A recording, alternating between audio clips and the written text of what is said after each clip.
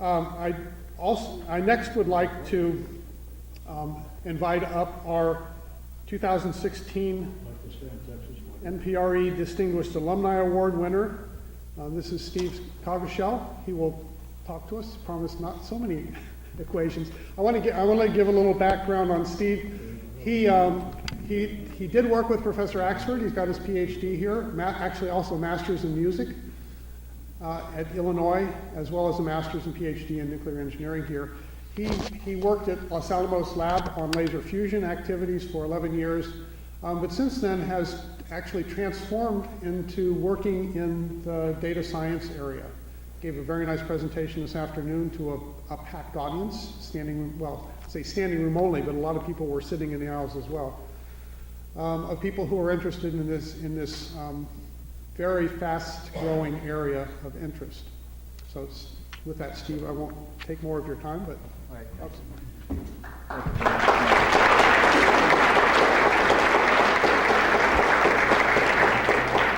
right. Well, I'm honored to receive this award, and I'm sorry to say that I have some slides to show. So we'll do our best to get through them, and I ask your indulgence. So I wanted to talk about two things. I wanted to talk about what I learned from Dr. Axford, what Dr. Axford taught me, and then I also wanted to talk about how he helped me in life. And he had a great influence on me in my career and my personal life. So Dr. Axford is a specialist in a little-known powerful theory called Lie groups, using Lie groups to solve differential equations.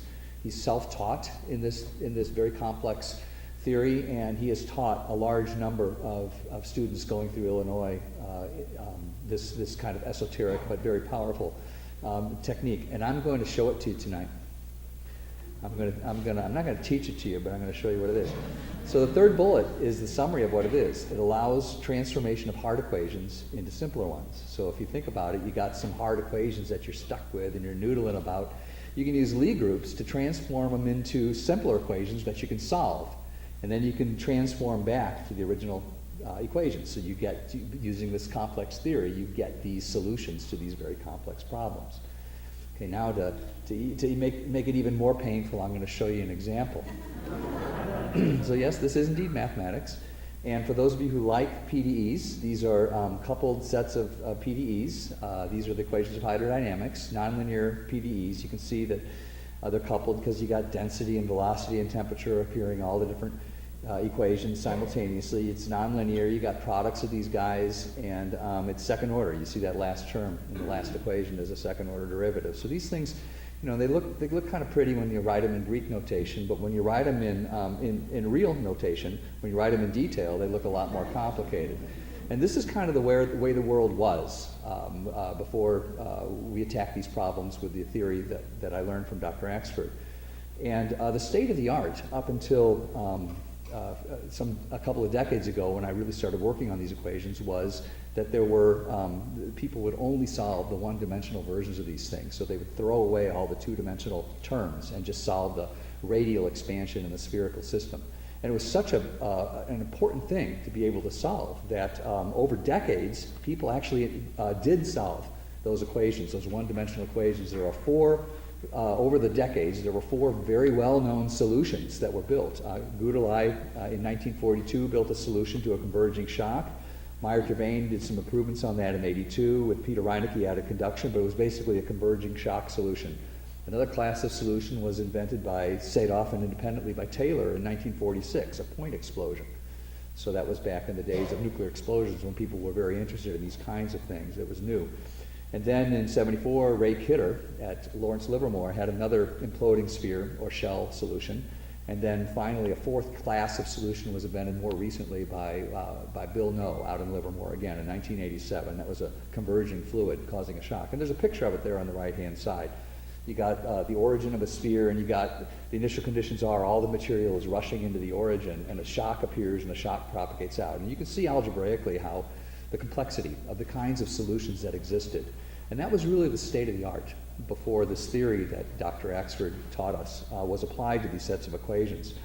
So in 91, I did my dissertation, and I continued to work on this, and I published some in 1991. I was able to use this theory and systematically construct many new solutions, not just these 4, but actually I found those 4 plus 18 more.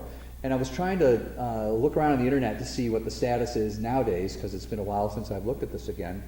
And I found a recent paper from 2015 that was, it does have my picture on it, and I think that was illegally stolen from our company's website, but I guess that's okay.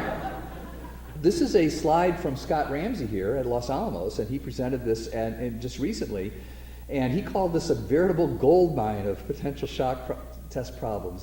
So it's those 4 solutions plus 18 more, so it was quite useful. I do want to point out that, though, I think I made a mistake, because he writes on this slide that the shock position was inconsistent. So I'm not sure, Scott, but I think maybe I have to apologize if there might have been a mistake in the algebra or something. But you and I can talk about that over a beer a little later on.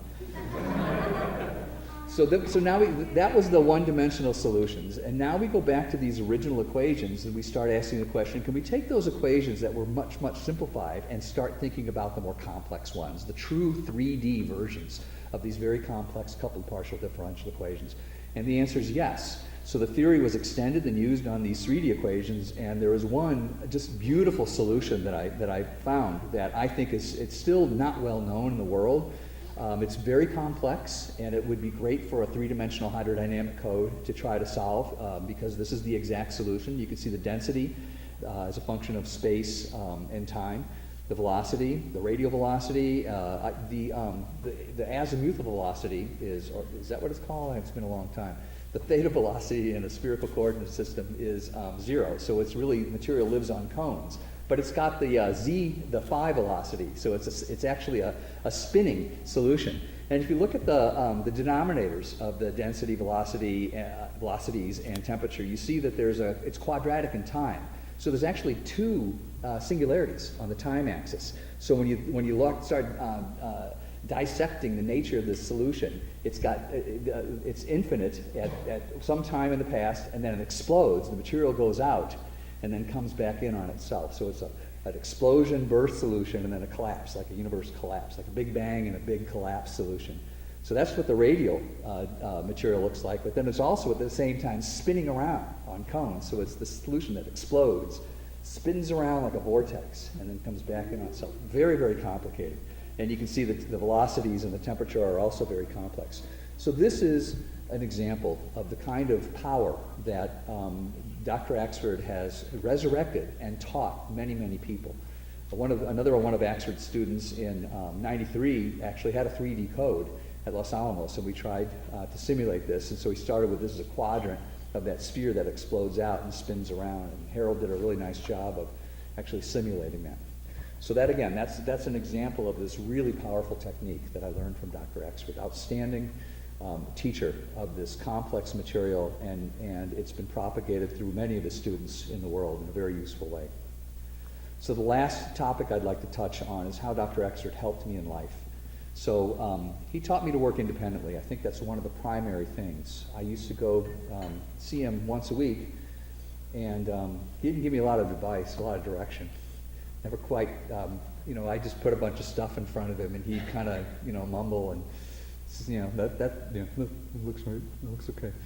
And I remember one time I was working on trying to use contact solutions rather than point solutions, extend that to a coupled system of PDEs. And I must have spent 4 or 5 months working through this algebra, and I killed a bunch of trees. I mean, I used a lot of paper going through this algebra.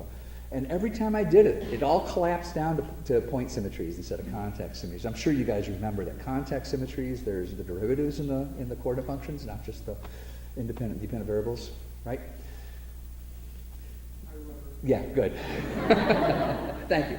Yeah, so anyway, after about 4 or 5 months of this futile effort, I finally realized that the reason it kept collapsing was because it was actually a proof that it was impossible to do. When I stepped back and looked at it, I actually was proving that it was impossible to do contact transformations on systems of PDEs. And I remember having that insight and coming into Dr. Axford, and he just kind of, had this kind of sheepish grin on his face and mumbled, that's what I expected, And I to this day, I still don't know if he knew it and was just letting me do it, or if he was if that was something that he didn't know. I don't know, and I really don't care, because it was a really good experience for me. So that's that freedom to explore and discover really carried through in my life. It set me on a great path to not be afraid of discovering and trying new areas, and it really gave me confidence to go in different directions. And then the last thing I'd like to say that Dr. Axford really helped me with is he allowed me a lot of latitude. As Dr. Stubbins said, I got a degree in music at the same time I got my PhD, which I wanted to do, and many other professors would not have let me do that because they would have said, you're not serious about this, you can't do that, it's taking too much time. But he allowed me to do that, and it's had a tremendous influence on my life. I'm still active in a professional music organization, singing and conducting, and my wife is a professional singer. My children have degrees in music along with their science degrees, so they carry that tradition on. And it's made a tremendous difference in my life. So if I hadn't had that opportunity and understanding from Dr. Axford, my life would have been a lot different. So I want to thank Dr. Axford for the complex stuff he taught me and letting me make my own mistakes.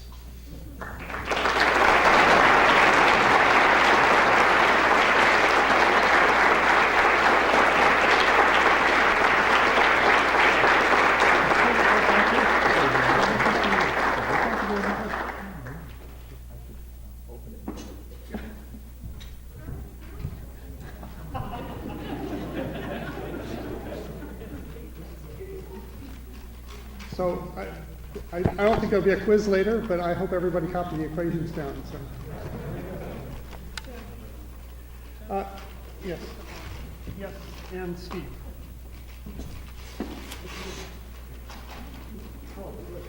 That's what Randall is really, really good at. Also have a. Oh, wait, thank you, John. Thank you very much. And a NPRE frame picture. It's really nice. Yeah. Going on well. Thank you very much. That's great.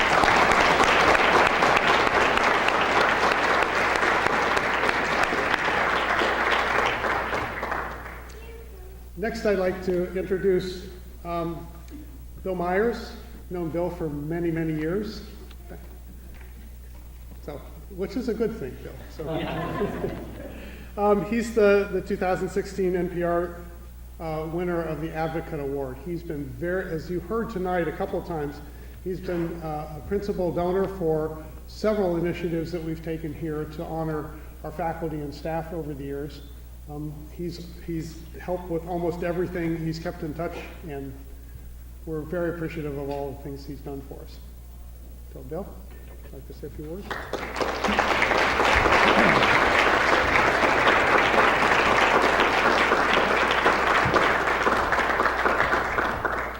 So when I was, Susan Mum actually gave me some advice on what kind of a talk to put together here. So I'm going to talk a little bit my academic background here at Illinois.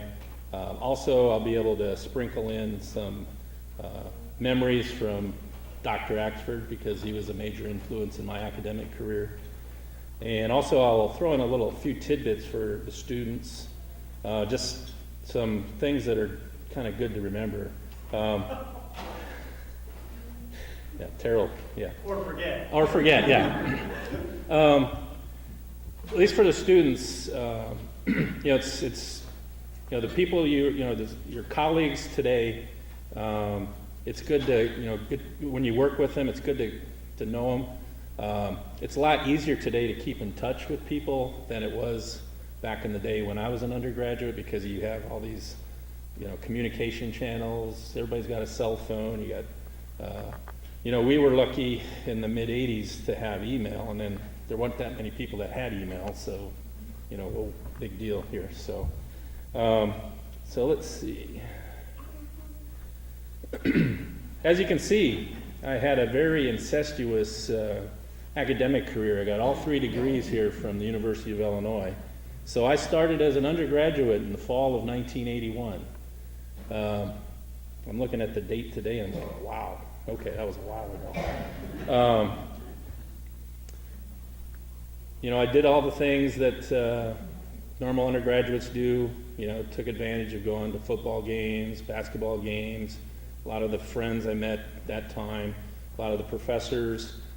Actually, Dr. Barclay Jones was my undergraduate advisor. And as usual with a lot of people, is when you kind of get towards the end of you're finishing up your BS, you may not really be sure what you really want to do still. So Dr. Jones asked me, well, hey, there's an opportunity to, if you want to go to grad school, we can make this happen. So he helped me a bit there, and here you see the offer letter. I don't know if you can read it or not, but if you look at it, I don't know what students are making these days, but I had a stipend of whatever it was, $8,000 or something, and free tuition, which was a great deal. My wife, so when you're in grad school, again, it's the people, so here's a picture from, I don't know, probably 86, 87 time frame. There's some folks in there you may know. I don't know if you know Mitch Farmer. Actually, Jeff Binder is in the background there, and his brother Tim. But my wife goes, where did you, I was a hoarder of a lot of memorabilia from when I was here at school, so, and this is just a very small fraction of what I had, so, so I made a few slides there and stuff, so, but one of the things, when I was doing, so I've got some equations too, so,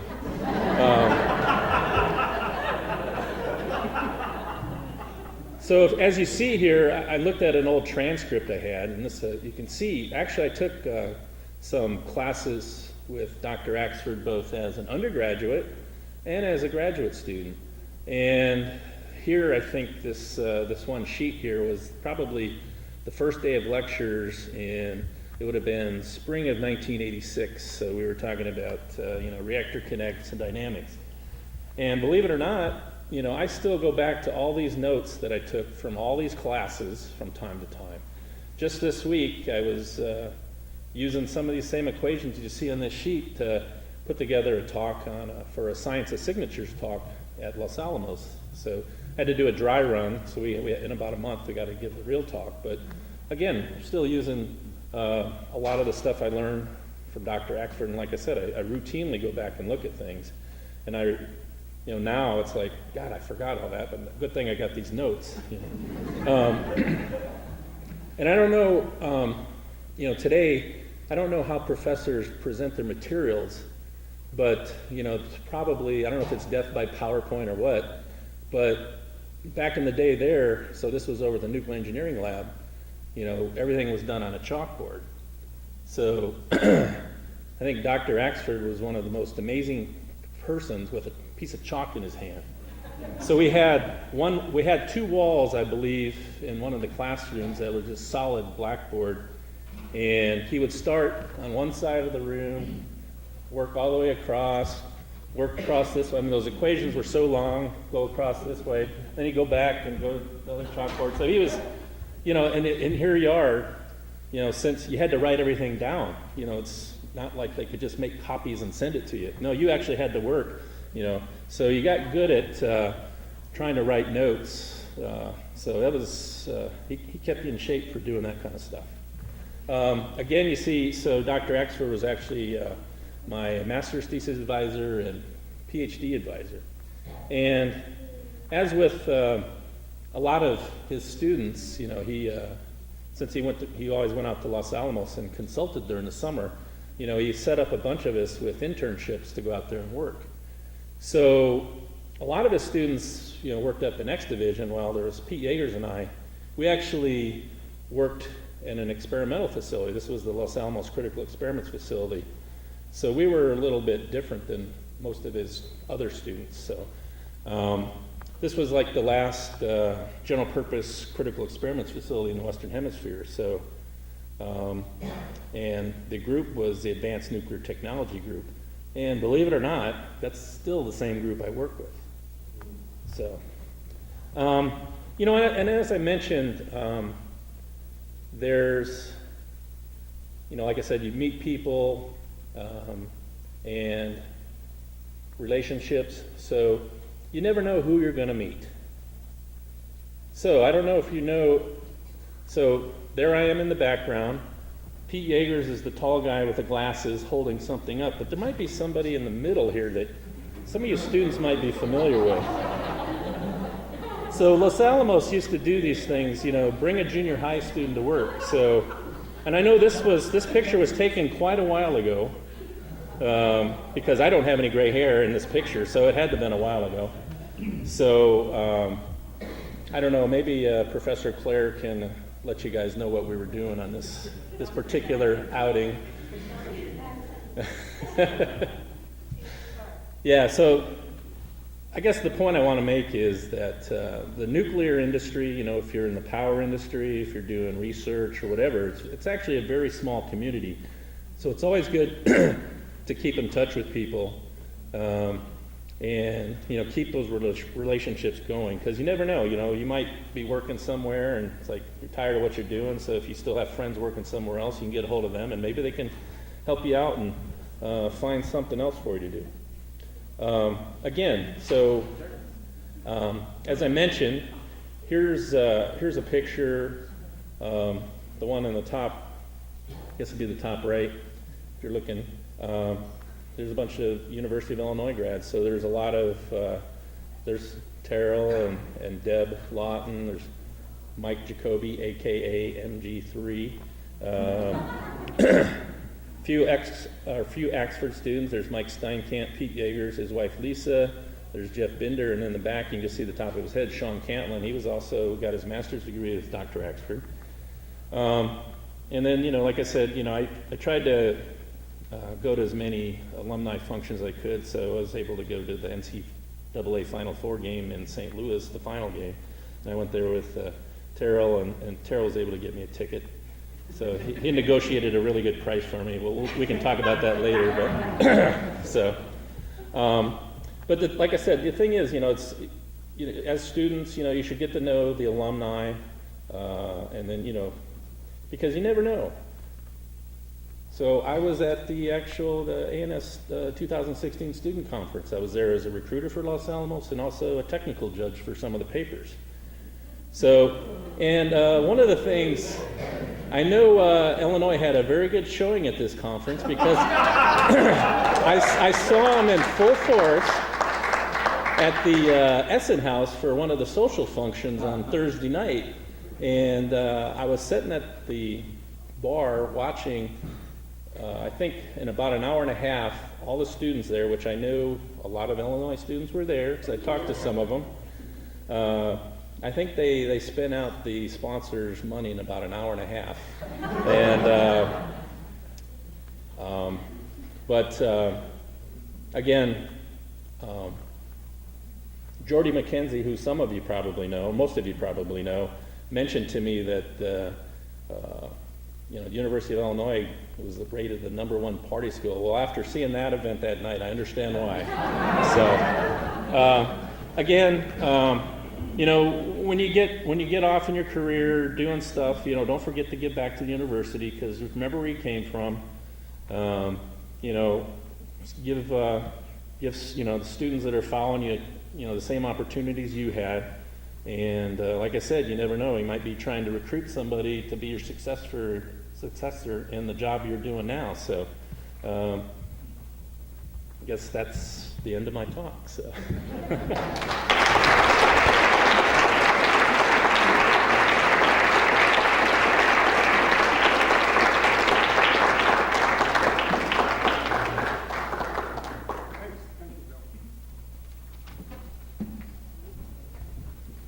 So I have to say, I was here when Bill was here as a faculty member, and I went to some of those tailgates he had before the football games. I'm not sure how many football games he actually went to. But it was a good time, so. At this point, I'd like to invite Bruce Resch and Ed McVeigh. They've been principal in helping us put together funding for the Axford Fellowship Drive, Ed and Bruce. And on top of them, I would like to also thank Exelon for doing a tremendous job, for helping us almost meet the goal. So the goal is still there, but Ed and Bruce wanted to make sure that Roy saw.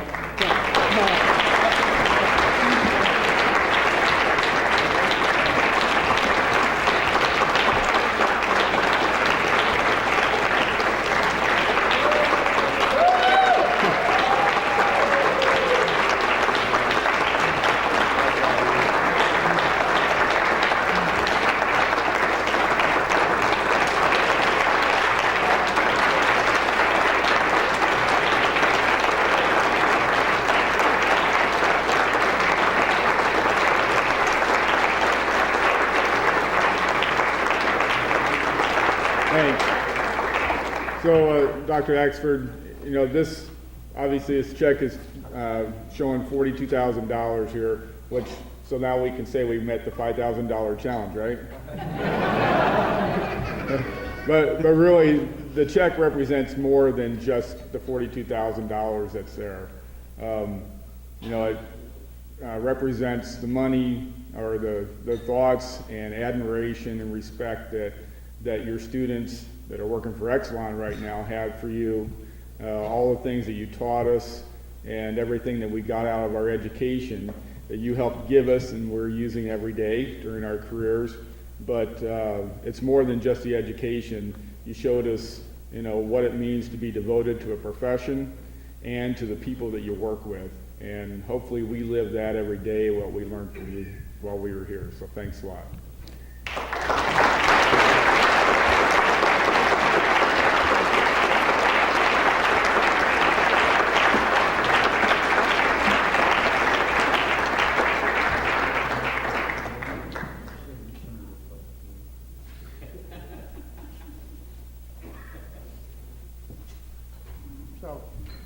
Thank you very much, Bruce. Ed, I know how much work went into doing this and what effort went behind all the people at Exelon who put together help for doing this, making this great contribution. I know a lot of other people would like to say a few words about Roy. First, I'm going to ask if Scott Ramsey would like to come up and say. So we're fortunate to have at one table here three of Roy's outstanding PhD students. Scott, please.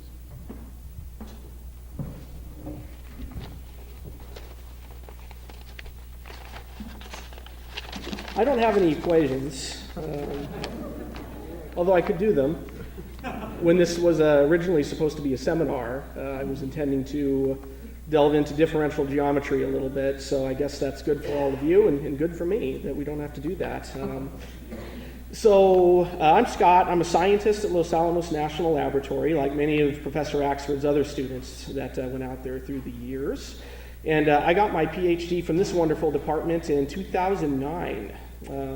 So today I'm honored to speak on behalf of a relatively large group of people who are still at Los Alamos who were once Professor Axford students. And here's a picture of some of us who got together last week. Back at the lab, our colleagues, they refer to us affectionately as the Axford Mob, or the Axford Mafia. And last week, a bunch of us did get together at the local beer co-op to share stories, take this picture, and record a sequence of videos from Professor Axford's past PhD students or anybody out there who was touched by his teaching at some point. And after I'm done speaking here for the next couple of minutes, we'll see those videos. Before we do that, I'm going to give you a kind of a brief picture like Bill and Steve did, equations free, even more, of how Professor Axford helped shape my life. And I'm sure many of the sentiments that I'm going to share in a minute here are also shared by many of his other students that he's mentored through the years. So originally, I'm from right down the road in Bloomington, Illinois. So born and bred Central Illinois my whole life. And I now live in Los Alamos with my wife and daughter and our new baby on the way. My parents, they often come to visit me out in Los Alamos, to come to see the family, And those of you who have been to Los Alamos are well aware of the very scary, winding drive up into town. And at one point, we're taking that road up into town, and my dad looks over at me and he says, I can't believe that you ended up in a place like this. Having been from, the middle of cornfields my entire life. My family's been in central Illinois for almost 100 years now, in tiny little towns with the names like Macon or Mowequa or Beardstown or other names that many of you probably haven't heard of. My dad was the first one in my family to go to college, and I was the second, and we both went to the University of Illinois, which was terrific for both of us. Like many other students in this room, I was gradually introduced to Professor Axford after showing up in 2001 in this department as an undergrad. I took his quantum mechanics courses, like many of you have taken. I took his reactor theory courses, as many of you have taken. And also, during my time, we spent all of our coursework mainly in the old classroom in the nuclear engineering lab, where we were generally forced, when Professor Axford was teaching, to turn off the air conditioners so that we could hear the famously low timbre of his voice. So while sweating all over the famous notes in the August and September time frame, of course our minds were honed to a steel-like sharpness, as were our wrists, as we dealt with these equations that spanned 2 chalkboards, 3 chalkboards, or even more on occasion. And we kept track of these, little hash marks at the top of our notes. So as I progressed through my undergrad, I had the opportunity to work on some special projects with Professor Axford.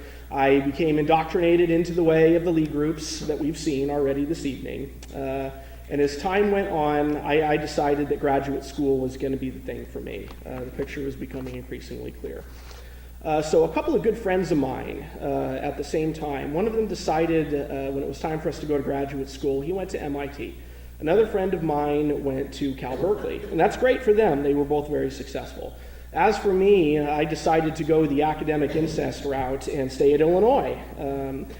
Of course, as one might guess, this decision provoked much unasked for commentary from other people. Apparently it's taboo to do your master's degree and your PhD at the same university that you did your undergrad at. And people would ask me, well, why did you make this decision? People still ask me today when they find this out about me, why did you make this decision? I say to them every single time, I knew that when I went into graduate school, I wanted to work for the best, and that's Roy Axford. So that's what I wanted to do.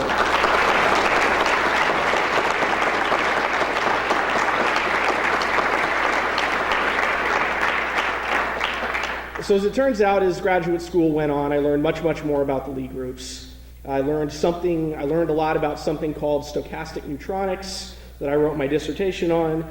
Amazingly, both of these fields, these concepts are things that I still use in my job at Los Alamos every day, which is outstanding for me. So also, by coming to work for Professor Axford, I was exposed, as many of the rest of us were who came to work for him, to Los Alamos National Laboratory. So my first summer as a student intern out at Los Alamos, this was in 2005, right before I started graduate school.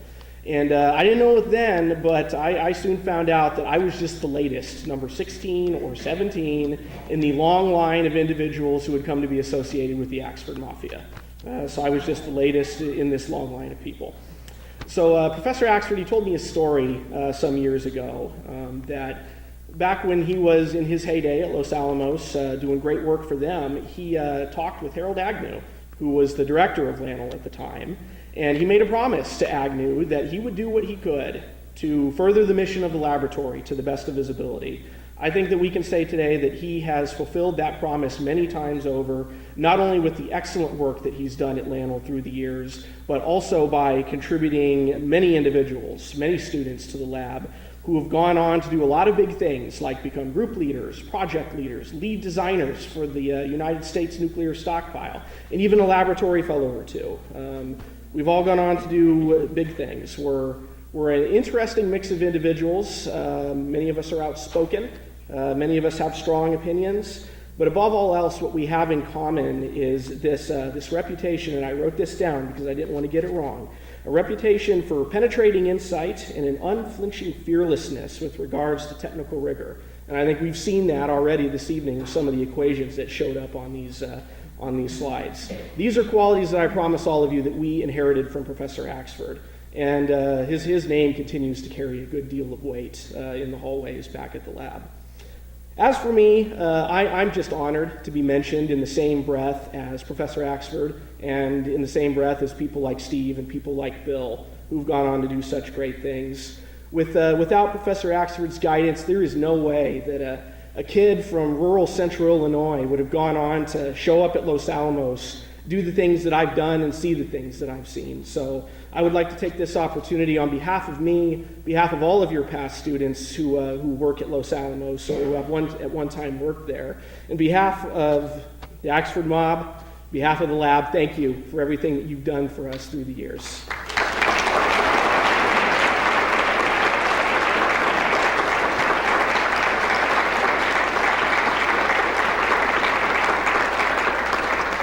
So I sent a video. I'm not quite sure how to access it. So it was a little breezy the afternoon that we taped this. So the audio, I think, is mostly intact, but maybe a little bit spotty, so bear with it as we deal with audio issues.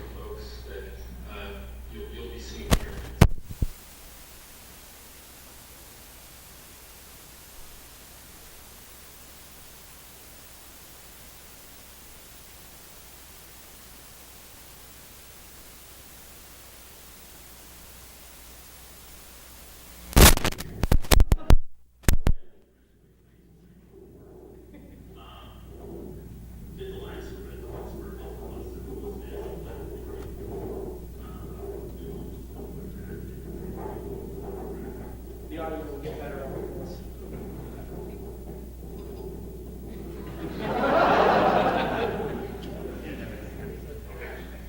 My name is Mike Steinkamp, and I was a student of Professor Axford's from about 1986 to about 19...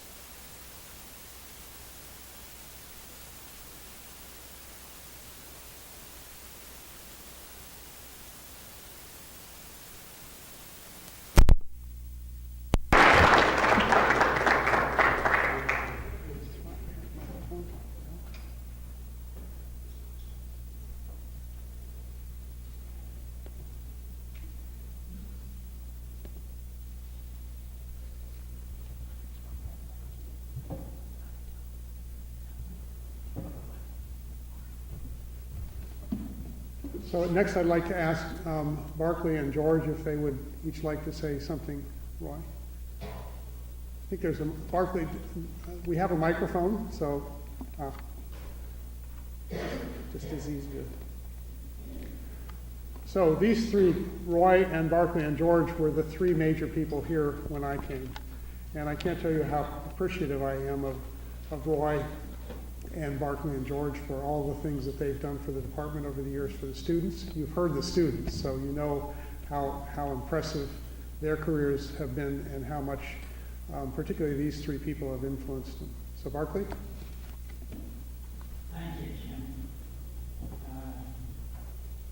It's great.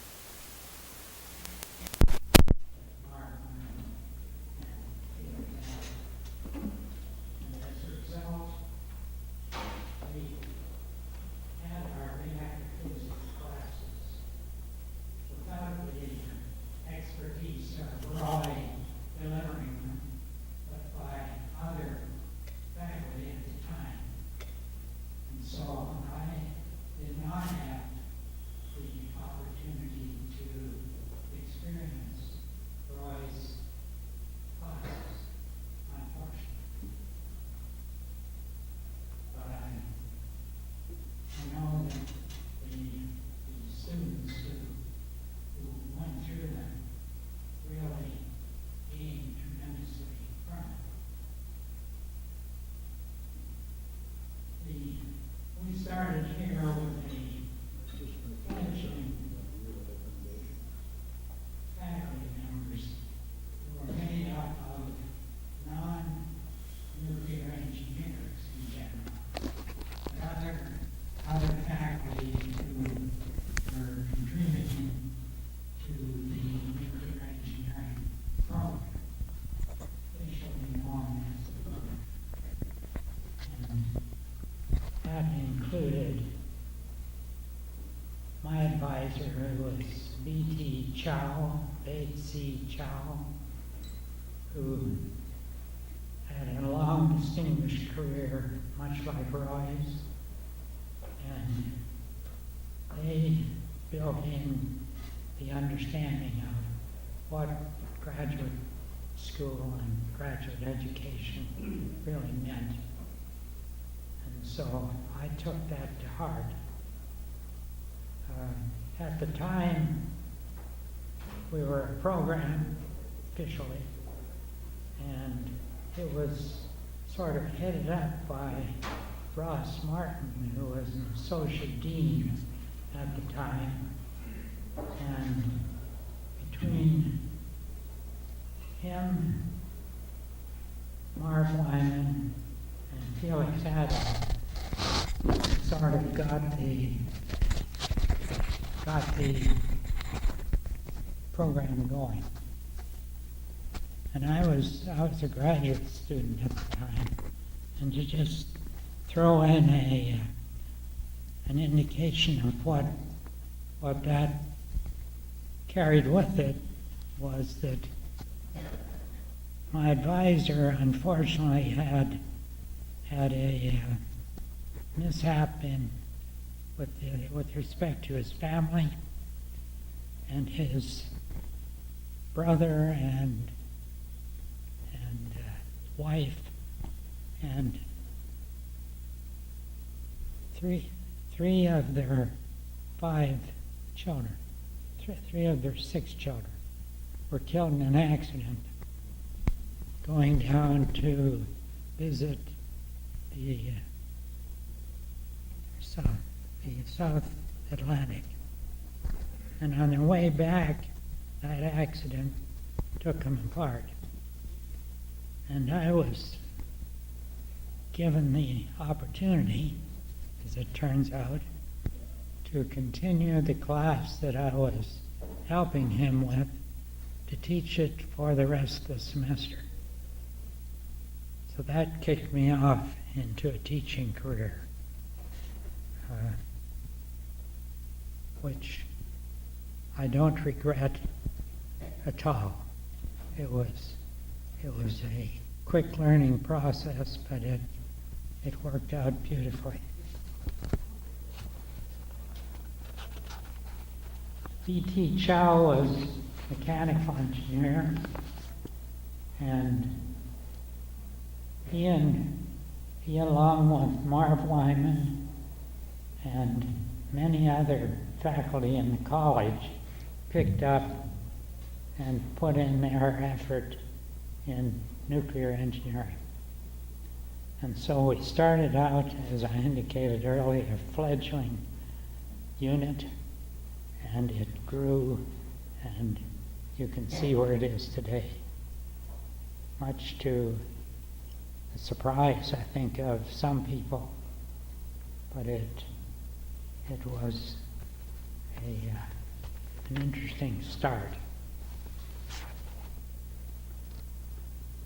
Marv Wyman and Felix Adler were the two new faculty that were acquired in the college to help produce this program. And Ross Martin, with associate dean status, gave it enough support from the college so that it progressed well.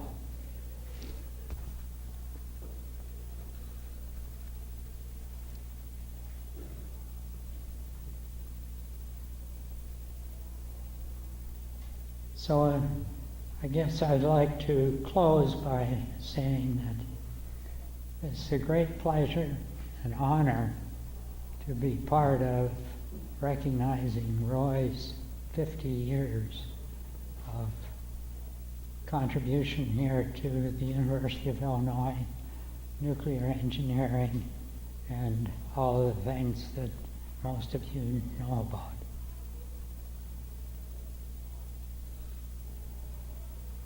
His work clearly has stood the test of time. I'm speaking of Professor Axford. And Becky and I wish him and his wife Anne well in their retirement and future endeavors. We hope we can keep it going strongly.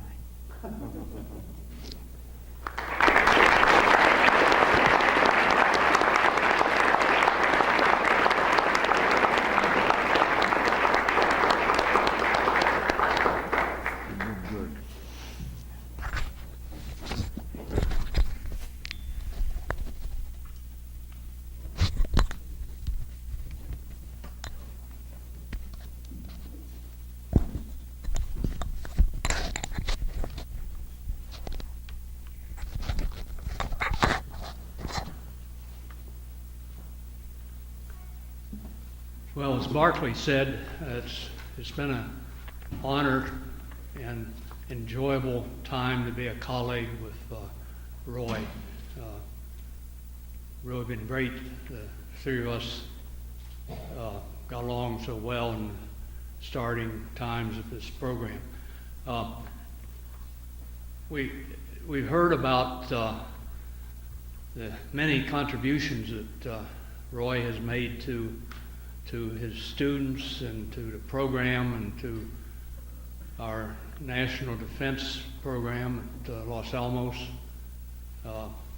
So I thought I might just mention in closing a little bit about how he came here, because I was the first hire in 1961 in the program that was not associated with one of the other departments at Illinois. And so, as Barclay said, Marv Wyman was the program chair, and Ross Martin, who was associate dean, was really the guiding light for the program, which is really good to have. So I know around 1963 we were talking about getting some more staff in. We needed to get core staff and outstanding core staff that could build the program. So Marv Wyman had a faculty meeting. This included people from the other departments that were contributing to nuclear engineering, and I was there when he was talking about possibilities, and it turns out that Roy was, a first nuclear engineering graduate from MIT. I think it was 1958. He had done a couple years' work in industry at Atomic Center National in California, and then decided to go into teaching, and had gone to Texas A&M. I think everyone had already recognized his great talent at teaching because his reputation had already begun there at Texas A&M.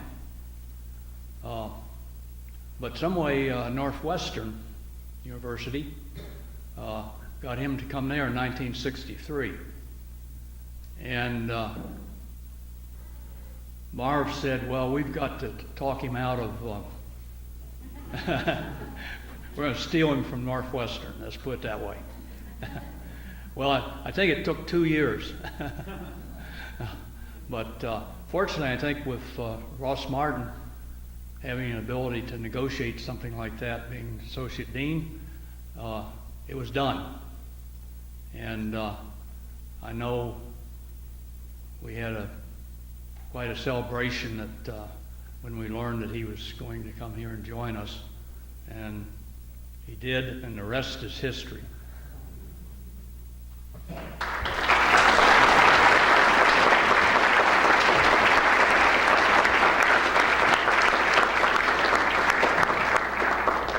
going to ask Mindy Bogart, would you like to come up and say a few words? And then I think we're going to open the mic up for anybody who would like to say a few words.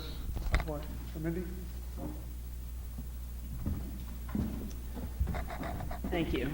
I was pausing to reflect what deserved airtime, for such a celebration. And I thought, well, would it be some of the specific content that I learned from Dr. Axford? I remember, special topics, probabilistic risk assessment.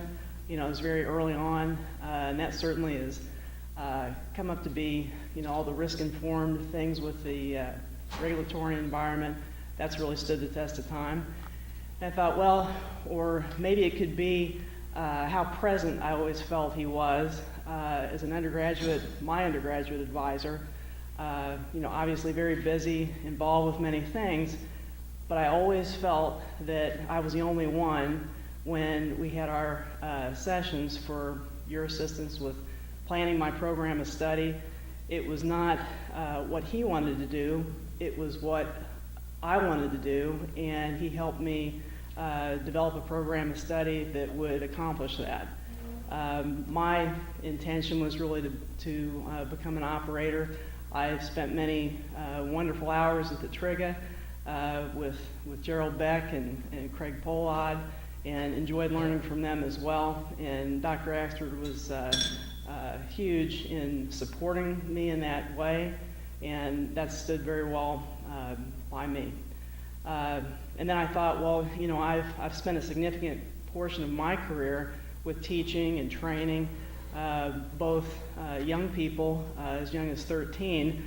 When I was doing middle school and high school, did kind of a little tour in public school education, and then I've taught early career engineers up through experienced folks.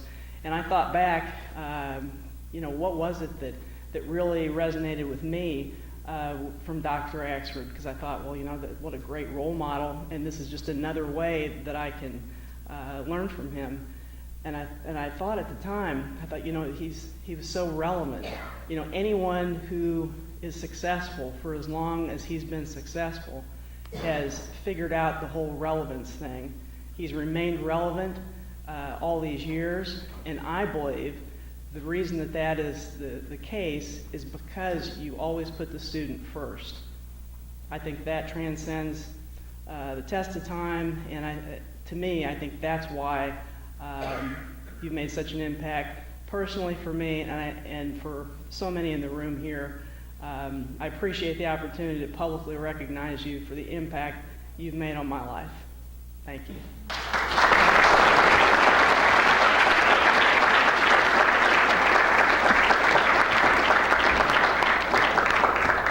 I'd like to invite anybody else that would come up and say a few words before we ask for it.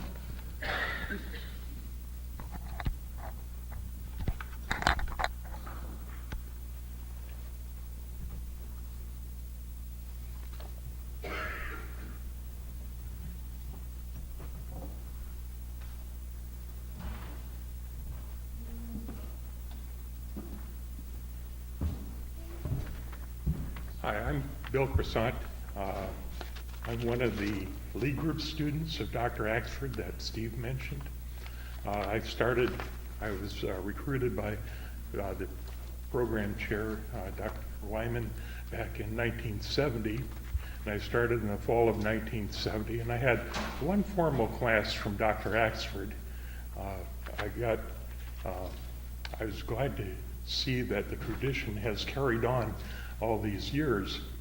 He was very well organized, which was a pleasant surprise compared to some of the other professors I had in different departments who would spend a couple of minutes in the alumni union working on their presentation and then get mixed up during the course of the presentation. It was, what was mentioned previously is using the chalkboard all the way around.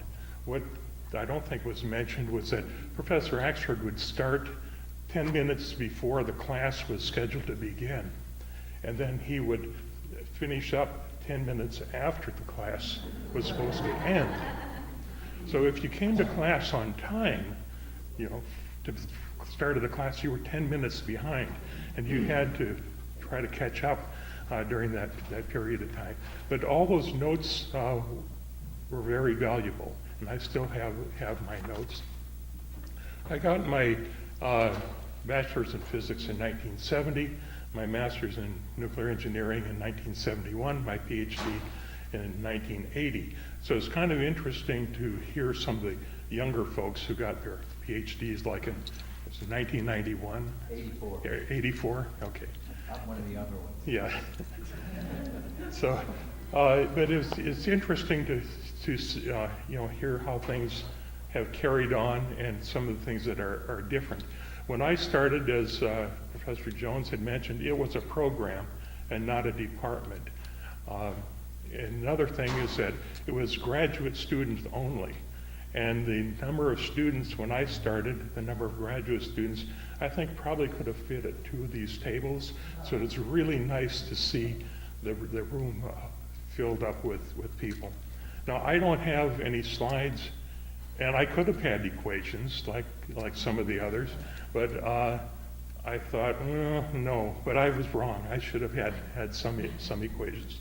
My thesis topic was group invariance properties of transient nonlinear heat conduction problems. And what was kind of interesting is I really appreciated Dr. Axford providing a bit of guidance and a bit of, go for it, independent research. And one of the questions that came up while I was working on my thesis is, well, how much do you have to do for a PhD?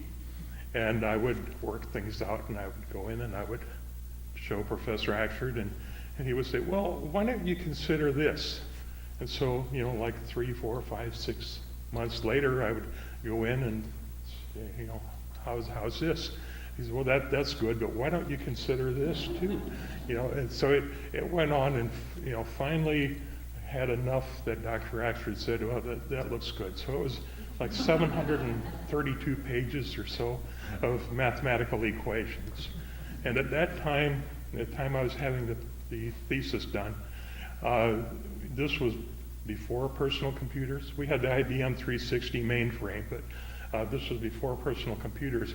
And one of the big events was that the department acquired basically a selectric typewriter, but it was coupled with memory. And it was before, those who are familiar with floppy disks, it was before those. It was more of like a sheet. And my thesis had both Latin alphabet, English, and mathematical equations and Greek letters. Well, the IBM Selectric had a separate ball. For those of you who may have seen historically, had a separate ball for the English letters and a separate ball for the mathematics and the Greek letters. So the typist would have to run it through twice in order to get both the English letters and the mathematics. And like some of the other people that had shown their equations, I had equations that it ran over several pages. And one time I paid for the typing my thesis, and one time the typist explained to me exactly how much it cost me to type this one equation. It took her like the better part of a couple of days because you had to manipulate things to get it in place. So basically, I would like to quickly close and thank you, Dr. Axford, for your assistance and your guidance and your influence. And I would also like to thank the department. Professor Jones was on my final exam committee.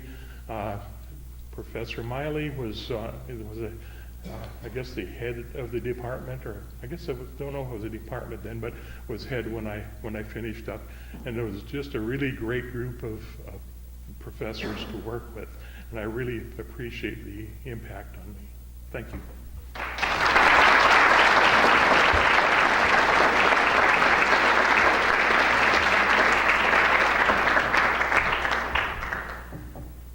Would anyone else like to come up and say a few words? If not, I think we should give Roy a chance to say a few words. So you have the microphone, Ty? I'm going to yell. Roy, we have a gift for you. Oh,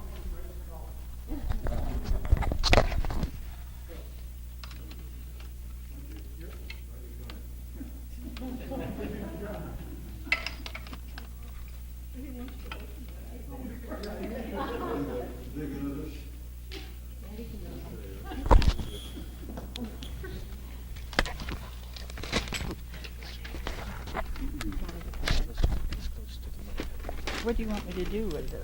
You can give it to him.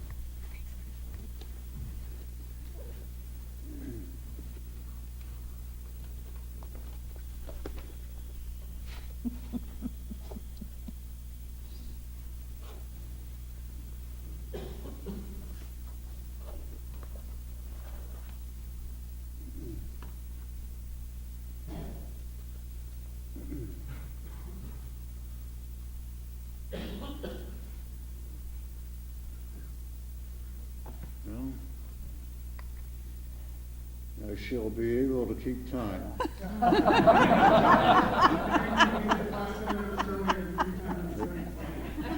It does work, doesn't it? Okay, mighty fine. That's how they say thank you in Texas. Yeah. Beautiful. I think you're supposed to talk in here. I don't. Yeah. You want to? There or, yeah, whatever, that would be great. Well, I guess I'm supposed to say a few words. And it's been a long journey, and a long journey can't be made without the help and support of a lot of people. And the first person from whom I've gotten support ever since we got married and even before is my wife, Ann.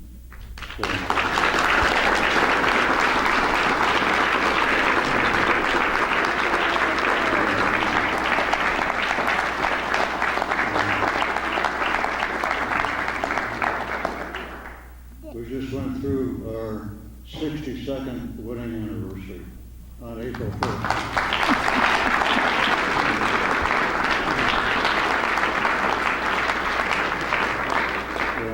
And that was a good April Fool's Day.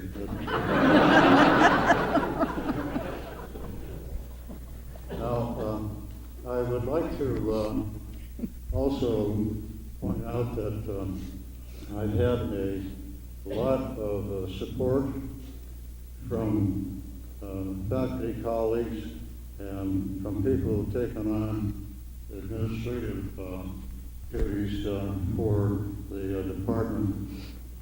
The person who brought me to Illinois from Northwestern was Marv Wyman. And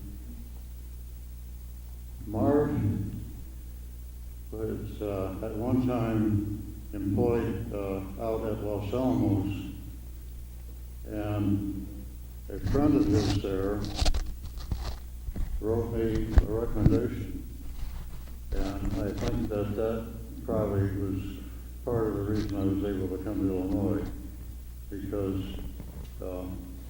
now in early testing of some weapons, the yields were higher than were anticipated. The yields were higher than were calculated. And Marv Wyman sat down and thought about that, and then he thought that there was another nuclear reaction that was contributing to the energy production, and that became to be known as the Wyman reaction. And when that was taken into account, then the predictions for yields agreed with what was measured. So then we were initially an interdisciplinary program, and that was done because Bill Everett wanted to show that you could run graduate programs like interdisciplinary programs. So we started out as just as a program, and George Wiley became a chairman of the program very early on. And I have to thank George for all the support that he gave me over the years. Then Barclay Jones became the chairman, and then when we became a department, Barclay was a department head. So I'd also like to thank Barclay for all the support that he gave me over the years. Now, Jim Stubbins is the department head, and Jim has been very supportive. So I'm saying mighty fine, Jim. And now, I can't be the only guy who provides education for students in the department. And I have faculty colleagues. And I would like to point out that there are other members of the faculty here tonight who have made very substantial contributions in offering different topics to students in our department. I see Monty Rajab is here. I see Cliff Singer was here. Ruslan Udin. I would like to believe that everything that Ruslan knows he didn't learn from me. He was a graduate student in my classes. And then I noticed that Dave Rusick was also here. And Dave Rusick comes out of the Princeton Plasma Physics Lab. Now that laboratory, the Princeton Plasma Physics Lab, was actually started under a Project Marathon. In January of 1950, John Wheeler was in Paris and he went to Copenhagen to talk to his friend Niels Bohr. Now, he was kind of uncertain whether or not he wanted to help do calculations to support the development of the first hydrogen bomb. So he went up to Copenhagen to talk to Bohr about that. And Bohr said, do you believe for one moment that Western Europe would be free of Russian control now if it were not for the nuclear deterrent capability developed by the West. Well, when John Wheeler heard of that, he made a decision then that he was going to help out with calculations to support the first hydrogen bomb experiment. So, and this is a project that was started at Princeton, and it's called Project Matterhorn. And there are actually two parts to that. There was Project Matterhorn B for bomb, and then Project Matterhorn S for accelerator, because Lyman Spitzer got in the act and decided he would like to try to figure out how to make controlled fusion reactions. And so out of the Project Matterhorn accelerator S, that eventually became the Princeton Plasma Physics Lab. And Dave Rusick is one of the people that eventually got developed there, and Dave has made some very substantial contributions to our department. So I'm not the only guy who helps students along. There are all these colleagues. Now, if I didn't pick up on some colleague who was here, I apologize, but I think I saw just about all I already named. Roghead, Singer, and Chris Long Wooten, and Dave Rusick. Okay. Well, in undergraduate degree programs, the curriculum has to be designed to satisfy the needs of students who want to be terminal bachelor students. But then you also have to provide for students who want to go on to some kind of graduate work, either in science engineering or to business school, law school, or medical school. And we've had students go to all of them. So the undergraduate degree program then has to provide also alternative paths for students who have different interests. So you have to build flexibility into the undergraduates that come through the elective structure. You have a set of core subjects that you need to have so that you can get accreditation as a nuclear engineering degree. But then, in order to allow for students who have different interests and want to follow different paths, you have to build a lot of flexibility through the elective structure. So when we were redesigning in our undergraduate degree program, those are a couple of the principles that I wanted to keep in mind. Also, the degree program should allow students access to all of the knowledge of everybody on the faculty. That's another principle for that it's not just one or two people who provide all the education, it's the entire faculty that students have to avail themselves of. Now, at the graduate level, there are two phases to the graduate degree program. There's advanced professional study, where people learn a lot of techniques with which they can do research, and then the second phase is the research phase.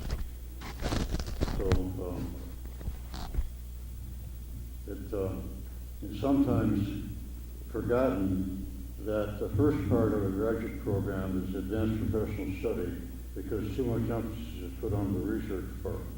But there are actually those two parts which are really required to develop students.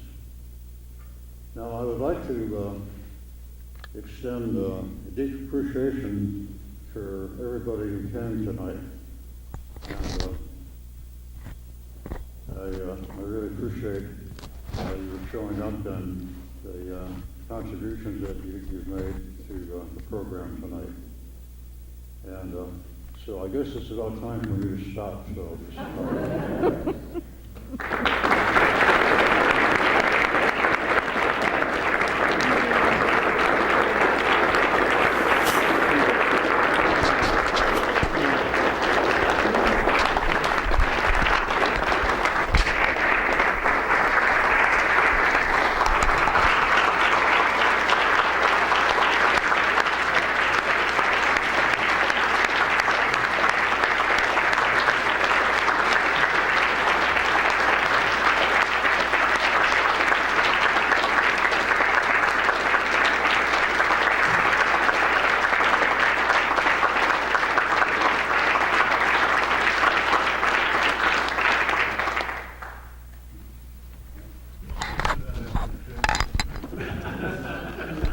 Thank you very much, Roy.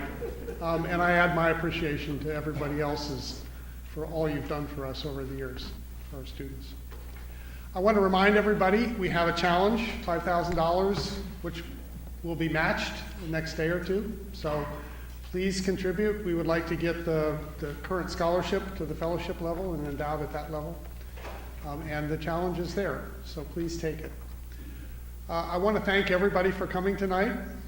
And so, Roy, we're almost to your 51st year, I think. I appreciate everybody staying late. I know the program has gone on quite a while, but I really, really appreciate everybody coming. I want to mention again to the award winners how proud we all are of you. You're a great example of the great things that go on in Illinois. So thank you very much, and congratulations to all the award winners. See you here again next year. Thank you.